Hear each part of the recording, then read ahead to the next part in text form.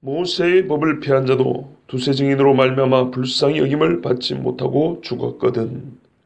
물며 하나님의 아들을 짓밟고 자기들을 거룩하게 하는 하나님의 피를 부정하는 것이고 그의 성령을 헛되게 한 자가 하나님의 뜻을 모르는 얼마나 더 무엇이냐 너희는 생각하라. 원수 갚는 것이 내게 있으니 내가 갚으리라 하시고 또다시 주께서 그의 백성을 심판하리라 말씀하신 것을 우리가 아노니. 살아계신 하나님의 손에 빠져 들어가는 것이 무서울진다. 아멘. 26절부터 배도 이야기를 본격적으로 하고 있었는데요. 26절에 배도가 뭐냐? 26절 말미암아 27절에 배도는 심판을 받는다. 그 심판은 아주 무서운 불이다. 이렇게 말씀했습니다. 그 다음에 오늘 28절은 29절까지 이 배도자에 대한 심판이 왜 공정하냐? 그들에게 속죄가 없는 이 심판이 어째서 공정하냐? 그거를 가르쳐주고 있고요. 30절에는 하나님의 말씀을 가지고 이걸 확정을 합니다. 하나님의 말씀을 가지고 얘기했다는 것은 하나님의 본성을 가지고 얘기한 겁니다. 하나님이 이런 분이기 때문에 더욱이 배도자에 대한 이런 심판은 너무나 공의롭다. 그러니까는 이의제기를 하지 마라 이런 말입니다. 그만큼 확실하다는 겁니다. 여러분 한번 생각해 보십시오. 28절에 모세의 법을 폐한 자도 두세 증인으로 말미암아 불쌍히 여김을 받지 못하고 죽었다 그랬어요. 예를 들어보세요. 고라와 다단과 아비람이 어떻게 죽었는가 봐보세요. 모세가 아론에게 뭐라 그랬냐면 너희가 제사장직을 감당하는 것이 시편에 보니까 모세와 아론이 둘 다 제사장이라고 그랬어요.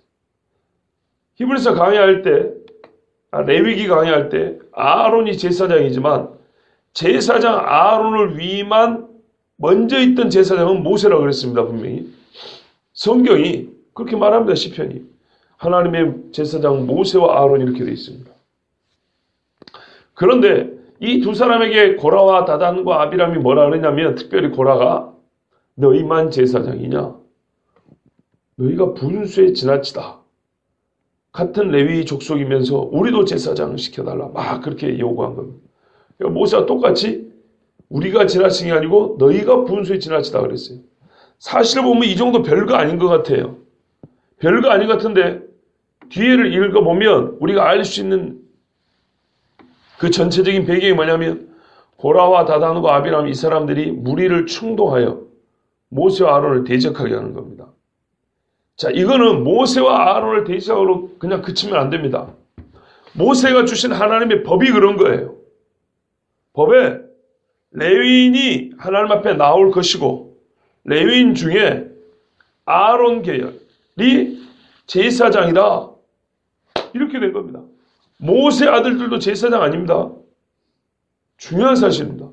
모세는 하나님 앞에 특별히 세움을 받은 특별 제사장이고 모세의 아들은 모세의 그 혈통을 이어받았다고 해서 제사장 되는 게 아닙니다. 아론만 제사장이에요. 그러면은 불평을 하려면 모세가 불평해야 됩니다. 그렇지 않습니까? 내가 누군데 말이에요. 저 애굽에 가가지고 내가 지금 어떻게 하나님 앞에 쓰면 안 돼. 우리 새끼들을 제사장 왜 안 시켜주냔 말이지. 이래야 되는데 모세는 아무 소리 안 했어요. 그런데 쓸데없이 저 멀리서 하나님의 은혜를 주워먹기식으로 온 주제에 그 제사장직 내놓으라고 막 쏘아붙인 겁니다. 만약에 그 사람들이 문을 열어주면요. 좀 죄송한 표현이지만 개나 소나 다 제사장되어 있다 나올 거예요. 그럼 하나님의 제사법이 어떻게 되겠습니까? 엉망진창이 되겠죠. 이게 나중에 왕정시대 여로보암이 했던 짓거리 아닙니까? 솔로몬의 아들 르호보암 때 여로보암이 반란을 일으켜서 북쪽에 10지파를 찢어갔는데 베델과 단에다가 금송아지 세워놓고 아무 사람이나 제사장으로 세웠다 이렇게 돼 있어요. 이 여로보암이 하는 짓을 보고 이스라엘에 흩어있던 여러 레위인들이 진짜 제사장 계열들이 피난을 온 게 기록이 되어 있습니다. 난민으로 예루살렘으로 몰려든 이야기가 기록되어 있습니다. 아무 사람이나 제사장을 세워놓은 거예요. 하나님의 제사법이 무너집니다. 제사법이 무너진다는 게 뭐예요? 하나님의 율법의 핵심이 제사라 그랬죠. 그렇지 않습니까? 와르는 무너집니다. 율법과 무관한, 즉 하나님의 약속과 무관한 사람들이 되고 그들의 후손의 시간이 갈수록 메시아는 영영 빠이빠이입니다. 그래서 이 사람들이 모세의 법을 폐한 자입니다. 폐하였다. 너희가 모이기를 폐한다 할 때 들었죠? 예, 갖다 던져버린 겁니다. 쓰레기통에 갖다 던져버린 거예요. 이 사람들이 하는 것이 별것 아니 같지만은 모세의 법을 폐한 꼴이 되는 겁니다. 결국 율법을 폐한 거예요. 하나님의 약속을 등져버린 거예요. 이 사람들에게 하나님은 그러나 그들이 등져버린 율법대로 심판하셨어요. 율법에 사람 죽일 때는 두세 증인이 있어야 된다 그러세요. 한 사람 갖고는 절대 죽이지 말아 그랬어요. 요즘에도 형사소송법에 그런 법이 있습니다. 피고인의 불리한 증거가 오직 유일한 인적 증거 하나일 때는 그 사람은 그거 가지고 처벌 못합니다. 딱 한 사람의 증인 갖고는 처벌 못한다 이 말입니다. 피해받은 내가 피해받았다고 막 주장해봐야 그거 갖고는 저 사람 처벌 못합니다. 제2, 3의 증거가 있어야 됩니다. 그렇지 않으면 아무나 갖다 찔러서 감옥에 넣어버리게요. 얼마나 재밌는 거 생각해보세요. 제가 기분 나빠요? 설교하는데 누가 성도님 중에 별로 설교를 잘 안 들어요? 그러면 오늘 제가 아무거나 걸어가지고 고소해버려요. 증거가 뭐냐면 내가 증거라고. 그럼 어떻게 돼요? 아무나 다 교도소 가게 되겠죠. 얼마나 큰 피해를 보겠습니까? 절대 하나님 그렇게 못하겠어요. 사형을 할 때는 두세 증인이 말마다 증참해서 정확한 증거를 가지고. 그래서 예수님을 재판할 때도 증인들이 왔지 않습니까? 근데 거짓 증거들이었죠. 그러면 어떻게 해요? 우리 레위기 법에 봤습니다. 그놈이 그대로 죽어야 됩니다. 그런데 얼마나 못됐던지 그 증인들의 말이 안 맞는 건 내버려 두고 예수님을 억지로 잡아 죽였습니다. 고라와 그 무리들은 여호와의 율법을 폐하였으나 하나님의 율법대로 두세 증인을 세우고 그것을 확증했습니다. 증인이 누굽니까? 최소 모세와 아론 아닙니까? 그죠? 그 외에도 다른 증인이 분명히 있었을 거고 무리들을 끌고 앞으로 왔는데요. 자, 그런데 제일 중요한 건 이 뒷부분입니다. 불쌍히 여김을 받지 못하고 죽었거든입니다. 불쌍히 여김을 받지 못했다는 것은 그들은 일말의 속죄의 기회도 주어지지 않았다는 겁니다. 누가 불쌍히 여기지 않았다는 얘기입니까? 하나님이 불쌍히 안 여겼다 이 말입니다. 여러분, 주체는 하나님입니다.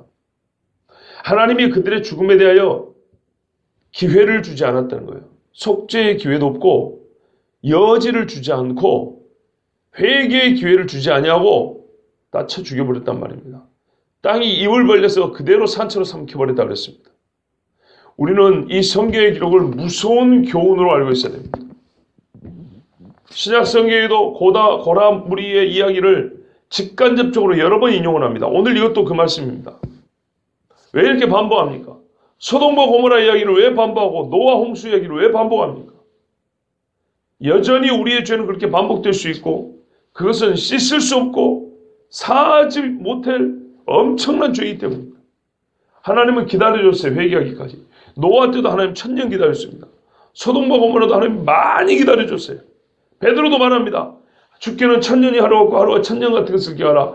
정말 한 사람이라도 구원 얻기를 하나님이 기다리고 기다리시네. 그러나 그 기다림의 때를 잡지 못한 사람에게는 불쌍히 여기지 않냐고 하나님이 심판해버립니다. 고라 자손도 마찬가지입니다. 그러면 어떤 분들은 이렇게 생각할 수 있어요. 걔들은 기간이 너무 짧은 것 같은데요. 짧기는요. 이 사람들은요. 단순히 말로만 외침을 듣는 사람들이 아니에요. 모세가 애굽에 와가지고 행한 기적을 봐보십시오. 홍해를 가르고 온 사람이에요. 오늘 모세한테 따지러 가는 오늘도 구름 기둥이 저기 지금 팍 올라 있어요. 오늘 아침에도 만나 주사줘 밥에 먹고 나온 사람들이에요. 어젯밤에 이 작당을 모여할 때도 메추라기 구워가지고 씹어 먹으면서 이 작당을 모였던 사람들이에요. 하나님의 은혜가 넘쳐났어요. 그래서 모세가 이랬다니까요. 너희가 분수에 지나치다. 지금 받은 은혜만 해도 얼마나 많냐. 거기다가 너희는 레위인이라고 하나님의 성막을 섬기는 이 특별한 거룩한 직무를 줬는데 어디 더 오르고 싶다고 그렇게 하나님 앞에 지금 대드는 것이냐. 모세가 분명히 또 하룻밤 회개할 기회를 줬어요. 그러나 기회로다. 이 시간은 은혜 받을 기회로다. 보라, 오늘은 은혜 받을 날이 구원의 날이로다. 이걸 무시해버렸어요. 하나님이 그래서 그들에게 긍휼없는, 불쌍히 여기지 않는 심판을 행하셨습니다. 지금 이 말씀을 누구에게 주는 거죠? 자칭 믿는 자 하는 자입니다. 같이 출애굽을 경험한 무리수에 있었던 일을 얘기하고 있습니다. 지금 가룟 유다를 한번 보십시오. 예수님과 3년 반을 동행하면서 얼마나 많은 은혜를 경험했습니까? 정말 나는 예수님을 직접 만나보지 못했는데 그 인간은 예수님을 직접 3년 동안 옆에서 모시고 다니고 신임을 받았고 동교를 맡은 사람이었고 예수님을 밥을 해다 바친 사람이에요. 이번에 김영삼 대통령 돌아가셨어요. 장례를 보고 역시 그래도 믿는 사람이라고 다르다 그랬어요. 어제 뭐 노제니 추모제니 이런 거 안 하고 깃발 하나 안 세우고 간단하게 갔지 않습니까? 참 제가 어릴 때 생각한 것보다 커서 보니까 훌륭한 분이었다는 생각이 더 듭니다. 그런데요. 정말 중요한 이야기를 하려는데 갑자기 까먹어버렸어요.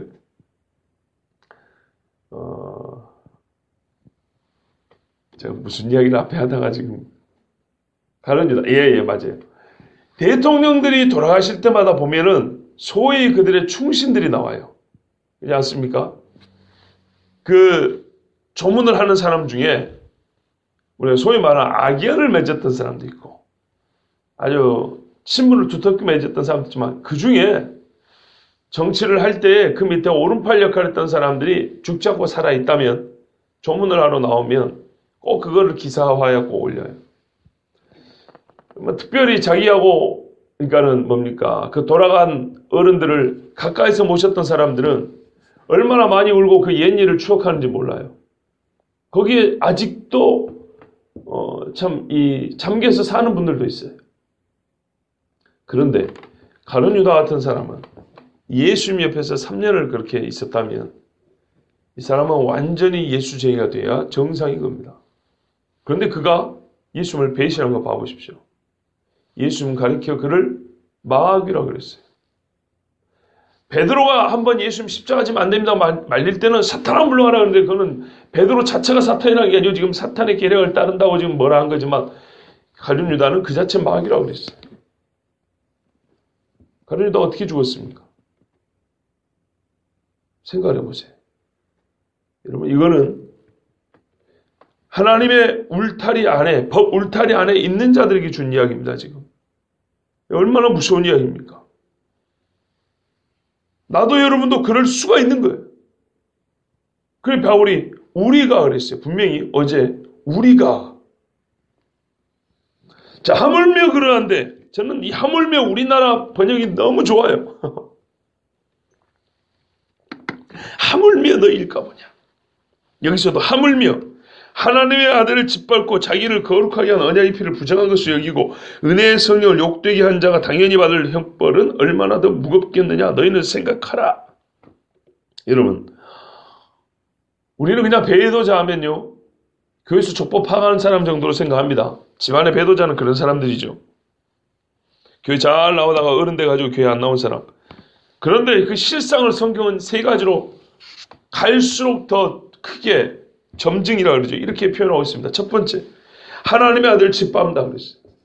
이 배도자는 그냥 교회 출석을 안 하는 사람이 아니에요. 족보 파악한 사람이 아니에요. 하나님의 아들을 짓밟는다 그랬어요. 누구를 보고 배도자라 하냐? 그리고 배도자는 어떤 자냐? 이리 뒤집고 저리 뒤집고 한번 봐보십시오. 하나님의 아들을 짓밟는다. 여러분 그리스도라는 표현을 쓰지 않고 예수라는 표현도 쓰지 않고 하나님의 아들이라는 표현을 썼어요. 예수님을 가리키는 호칭 중에 이 땅에 계시는 성육신하신 예수님을 가리키는 호칭 중에 최고로 존귀한 호칭이 하나님의 아들입니다. 나중에 요한계시록 하면 승천하여 다시 오실 예수님은 그때는 왜냐면 만왕의 왕이요 만주의 주라 그럽니다. 그죠? 이 땅에 계실 때도 유대인의 왕이라고 했지만은 그는 어떻게 의미에서 보면은 이 공식적으로 불려진 게 아니라 그 놀리려고 불려진다 하나. 조금 사람들이 불확실하게 부른 거 볼 수 있지만 이 땅에 계실 때 이분의 정체성을 가장 잘 육신을 입은 정체성과 육신을 입으시나 신성을 가진 존귀한 분이라는 것을 나타내는 이 두 가지를 같이 담고 있는 호칭은 하나님의 아들입니다. 이게 왜 중요하냐? 요한 1서에 보시면 적그리스도 나옵니다. 요한 1서 2장에 보면 적그리스도의 영을 말하고 있는데 적그리스도의 영의 대표적인 특징이 뭐냐면 하나님의 아들이 육체로 온 것을 부인하는 자니 그랬어요. 특별히 성자, 이걸 표현하기를 아들을 부인하는 자는 아버지를 부인하는 거예요. 아버지를 부인하는 자는 아들을 부인한다면서 아들이라는 표현을 유독 강하게 했습니다. 성육신 이야기입니다. 왜 성육신 얘기합니까? 제사장이기 때문에 얘기하는 겁니다. 성육신이 없으면 제사가 없습니다. 왜 성탄절을 우리가 지킵니까? 하나의 절기로 성탄절입니다. 크리스마스가 아니고 왜 성탄절기로 지킵니까? 이 세상에 우리를 위하여 주신 여러 약속들, 구약의 예표들도 절기로 지키는데 그 예표가 실제로 이루어진 시간 아닙니까? 그죠? 그런데 어떻게 우리가 절기를 지키지 않겠습니까? 그래서 지키려면 절기의식을 갖고 지키는 거예요. 그냥 행사, 기쁜 날, 떡국이나 먹고 마는 날이 아니라 절기의식을 가지고. 그래서 이름도 성탄절이라고 한 거예요. 예수님의 탄생, 성육신이라는 것은 너무너무 중요한 사실이에요. 그런데 우리를 위하여 죽기 위하여 십자가에 지어서 우리를 위하여 속죄하기 위하여 이 땅에 오신 예수님을 어떻게 해요? 짓밟고 있대요. 돼지에게 진주 먹이를 줬더니 이 멍청한 돼지가 그거를 받아가지고 목에 거는 것이 아니라 걸리지도 않겠죠. 두꺼워가지고. 이걸 땅바에 던지면 발로 밟고 다니는 거예요. 똥 싸고 오줌 싸고 다니면서. 그 짓을 한 거예요. 하나님의 아들을 짓밟아요. 침뱉고 채찍질하는 사람들처럼. 두 번째입니다. 자기를 거룩하게 한 언약의 피를 부정한 것을 여기고 한마디로 말할까요? 제사 부정입니다. 예수님의 피 부정입니다.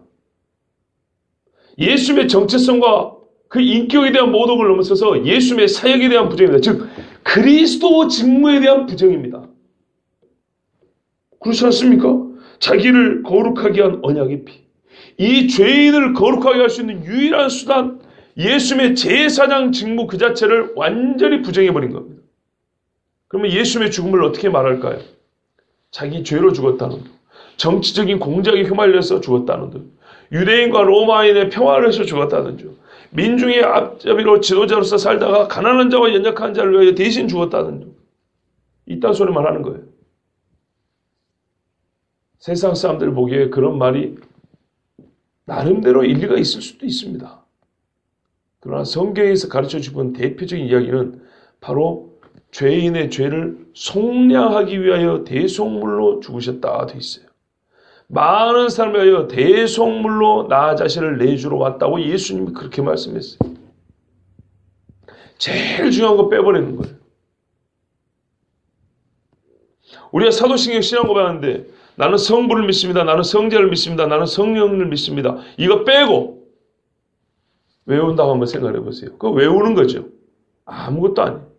그것처럼 예수님이 이 땅에서 하신 일, 이 땅에 오신 안고 가운데 거를 빼버리는 거예요.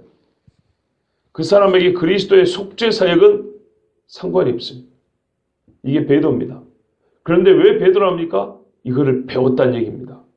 들었다는 얘기예요. 말하자면 오늘 지금 어제도 말씀드렸지만 지금 우리가 이 9장, 10장 중반에 이르기까지 얼마나 많이 이 제사장 직무를 들었습니까? 오히려 레위기 때 들은 것보다 훨씬 더 자세히 들었지 않았습니까? 이렇게 들었다고 말이에요. 들었는데 어느 날부터 예수님의 제사장 직무는 빠이빠이 나는 몰라. 제사장은 무슨 놈 제사장? 제사장이 뭔데? 그런 사람입니다. 제가 좀 가볍게 표현했지만은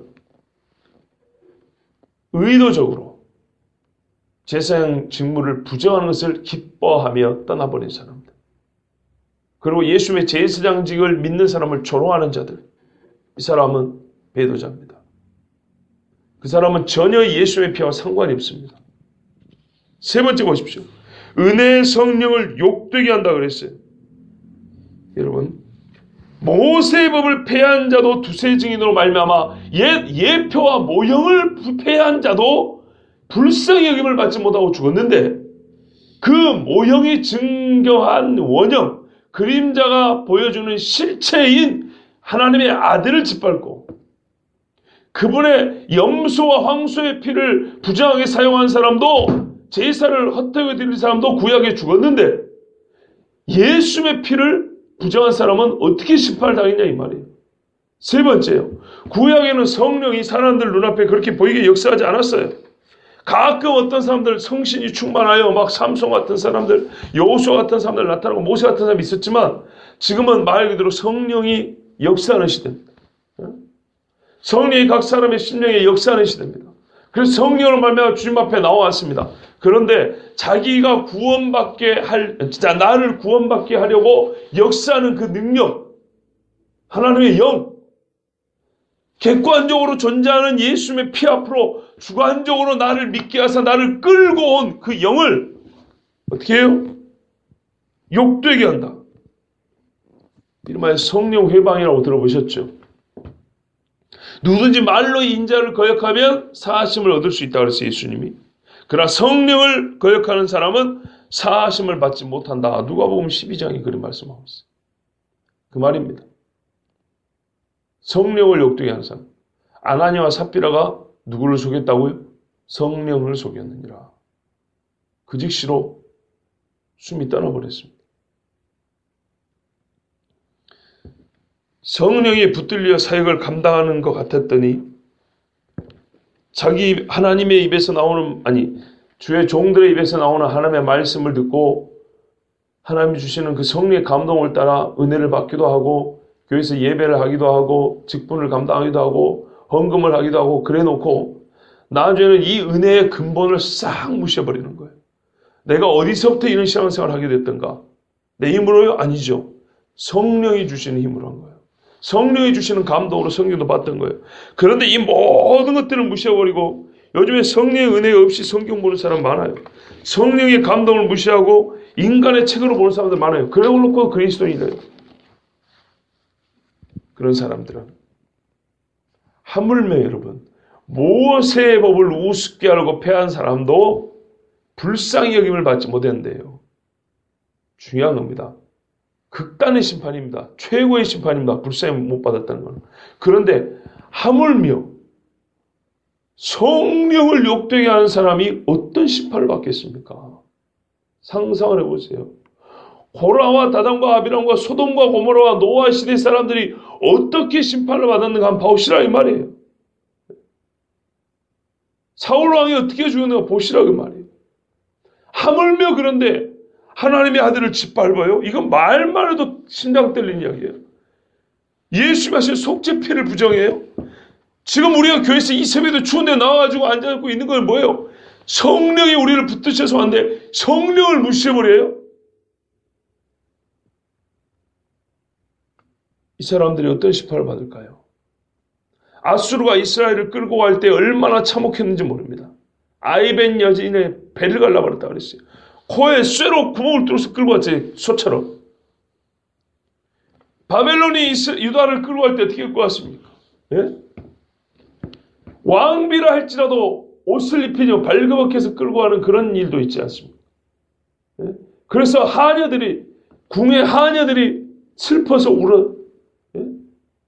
왕의 눈가를 뽑혀버려요. 눈가에서 죄송하지만 그냥 좀 적나라하게 표현한 거예요. 아들들을 왕 본 앞에서 쳐 죽여버린 다음에 그 아들이 죽은 것을 보는 그 아비의 눈을 뽑아버렸다 그랬어요. 시드기야 왕 같은.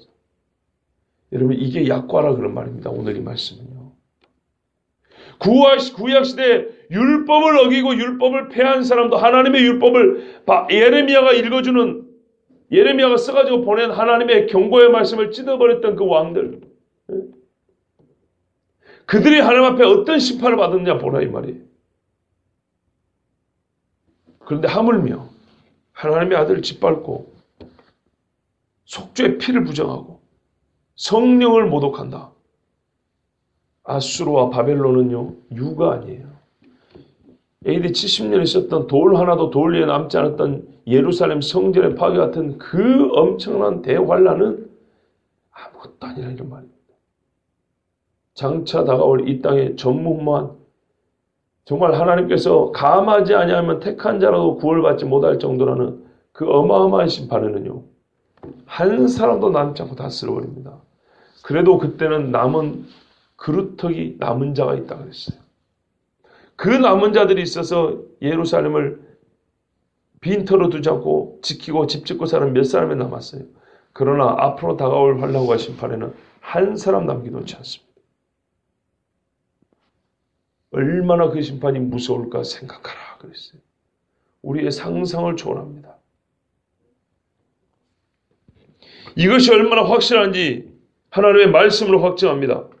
30절에 원수가 없는 것이 내게 있으니 내가 갚으리라 하시고 또다시 주께서 그의 백성을 심판하리라 말씀하신 것을 우리가 안다 그랬어요. 신명기 32장 35절 36절 말씀입니다.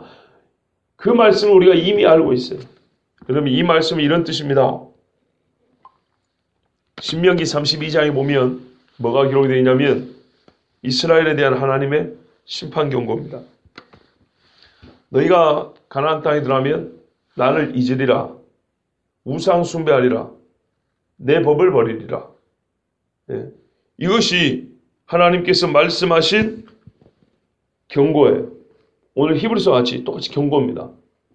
근데 너희가 반드시 그럴 거다. 그러면 내가 너희에게 어떤 심판을 할 거냐? 이방 사람들을 불러와서 너희를 완전 쓸어버릴 거다. 이 얘기를 합니다. 그런데 한 가지 조금 염려스러운 게 있다. 너희를 치는 이방인들이 스스로 말하기를 내가 그들을 사용해서 죄인 너희를 심판한 줄 알지 못하고 그놈들은 또 자기들이 잘나서 힘이 있어서 너희를 이렇게 칼로로 치는 줄을 착각할 거다. 훗날 바벨론이 그랬거든요. 그래서 하나님의 바벨론도 친 겁니다. 그때 내가 심판했던 너희를 다시 일으킬 거다. 완전히 끝난 건 아니니까요. 그래서 너희를 치러 왔던 이방인들의 그 교만을 또 꺾을 거다. 그 이야기가 35절 36절입니다. 읽어드리면 그들이 실족할 때 이방인들 이스라엘을 치는 자들이 실족할 때 그때 내가 보복하리라. 그들의 환난날이 가까우니 그들에게 닥칠 그 일이 속히 오리로다. 참으로 여호와께서 자기 백성을 판단하시고 그 종들을 불쌍히 여기시리니 곧 그들의 무기력함과 갇힌 자나 노인 자가 없음을 보시는 때로다. 아멘. 하나님이 심판의 도구로 쓴 이방인들이 와서 이스라엘을 치는데 너무 참혹하게 쳐버리는 거예요. 그러면 이스라엘이 어떻게 해요? 그때 하나님 앞에 부르짖는다는 거예요. 여러분 지금 배도자는요 회개하지 않는 자입니다. 끝까지. 이런 사람을 배도자라고 합니다. 오늘 여러분 죄짓고 하나님 앞에 회개하죠. 그 사람은 배도자가 아니에요. 진짜로요. 회개하는 양심이 남아있는 사람은 배도자 아니에요. 이 배도자는 완전히 양심이 굳어서 죽어버린 사람들 얘기합니다. 자, 아까 읽어드린 게 신명기 32장 35절 36절인데 뭐라고 되어 있습니까? 그들이 와가지고 하나님의 백성을 막 치면서 스스로 교만에 까불 때 그러나 이스라엘은 그 심판을 당하면서 남아있는 죽임을 당하지 않고 남아있는 사람들이 이제 하나님 앞에 부르신다 이 말이에요. 그때 하나님이 그 남아있는 찌끄러기 이스라엘을 불쌍히 여기신다 이 말이에요. 불쌍히 여기실 때 아무도 돕는 자도 없고 그래 내가 다시 한번 너에게 기회를 주리라. 그때 이스라엘을 치러 왔던 자들을 하나님이 원수로 그죠? 우리가 어디 봤어요? 27절에 대적하는 자 이게 원수라 그랬죠. 배도자는 하나님이 원수로 본다 그랬죠. 똑같이 그들을 원수로 두시고 하나님이 심판한다 그 말이에요. 이게 35절 이야기인데 30절의 전반부가 그겁니다. 원수가 없는 것이 내게 있으니. 그 다음에 구약에 보면 원수가 없는 것이 내게 있으니는 여러 번 나옵니다. 그런데 그 출처가 여기에요. 또다시 그와 같은 맥락에서 그 말이에요. 한 줄에서 주께서 그의 백성을 심판하리라 그랬어요. 36절 아까 신명기 32장 36절에 참으로 여호와께서 자기 백성을 판단하시고 그랬어요. 그런데 여기서는 이스라엘을 지금 위로하고 구원하는 이야기거든요. 그런데 히브리서에는 이 말씀을 이스라엘을 구원하는 이야기로 쓰지 않고 이스라엘을 판단하는 근거로 썼어요. 그렇죠? 자, 저를 한번 보십시오. 중요한 이야기입니다. 지금까지 히브리서는 구약을 인용해서 예수님의 제사장직분을 얘기했습니다. 마찬가지입니다. 예수님의 제사장직분을 부정하는 자에 대한 심판도 구약을 인용해서 지금 말씀하고 있습니다.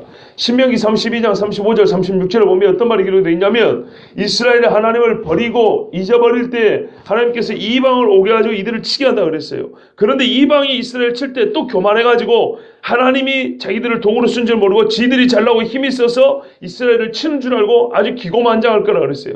그때 이스라엘은 너무 불쌍한 지경이 처할 것이고 그 남은 자들이 애굽에서 같이 하나님 앞에 부르신다 이 말입니다. 그러면 하나님이 어떻게 하냐? 이스라엘을 다시 살리시고 이스라엘의 원수 이스라엘을 치러왔던 자들을 하나님이 친다 그 말이에요. 다시. 그 위로의 말씀이 그러면서 경고죠. 일단은 외부에서 너희를 공격하는 일이 없도록 하나님의 말씀에 순종하라는 경고고 그렇지 않으면 분명히 너희가 멸망을 당할 거다. 단지 남아있는 찌끄러기 몇 사람들이 나를 찾을 것인데 그때 내가 불쌍히 여기리라 이 말이에요. 그런데 오늘 히브리서가 인용한 이 말씀을 보면 이 끝부분 그때 내가 너희를 불쌍히 여기고 너희를 치러온 자를 원수로 내가 그들을 대적하리라 이 말씀이거든요. 근데 신명기에 그러니까 이 말씀만 보면 이스라엘에게 유익하고 복된 말씀이잖아요. 근데 히브리서는 배도자에게 경고하는 말씀을 썼어요. 왜 그렇게 썼냐 이 말이죠. 앞뒤가 안 맞잖아요. 오히려 교회를 위로할 때 그 말씀을 써야 되죠. 교회를 대적하는 자들에게 교회가 곤란을 당하고 힘들 때 신명기 말씀을 인용함으로써 내가 너희의 원수를 내가 대신 원수를 갚아주라고 이렇게 써야죠. 그런데 왜 배도자를 하나님이 심판한다고 할 때 이 위로의 말씀을 썼냐 그 말입니다. 이건 뭐냐면요. 성경은 동일한 성질의 일에 동일하게 적용된다는 걸 말해줍니다. 말하자면 이런 겁니다. 하나님을 미워하는 자를 심판한다 그랬죠. 예를 들면. 그러면 그가 이방이 됐던 교회 안에 있는 사람이 됐던 모세 후손이 됐던 간에 상관없이 그 동일한 원칙 원리 안에서 혈족 출신 무관하게 똑같이 심판한다 이런 말입니다. 봐보세요. 이방인을 심판해서 내가 이스라엘을 구한다 그랬죠.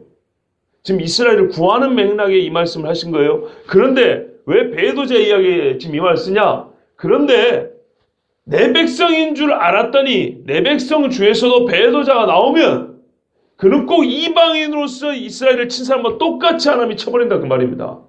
그러니까 조심하라 이런 말이에요.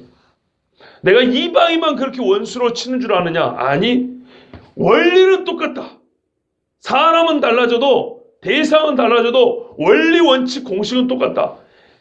교회에서 30년 40년 같이 예배를 드리고 똑같이 봉사하고 똑같이 선교하고 똑같이 헌금하고 똑같이 예배 드린다 해도 만약에 그렇다 할지라도 그 사람이 주를 버리면 이스라엘을 치러온 이방인 바벨론을 친 것처럼 내가 그 사람도 똑같이 쳐버리리라. 어떻게 해요? 불쌍히 여기지 않냐고 쳐버리리라.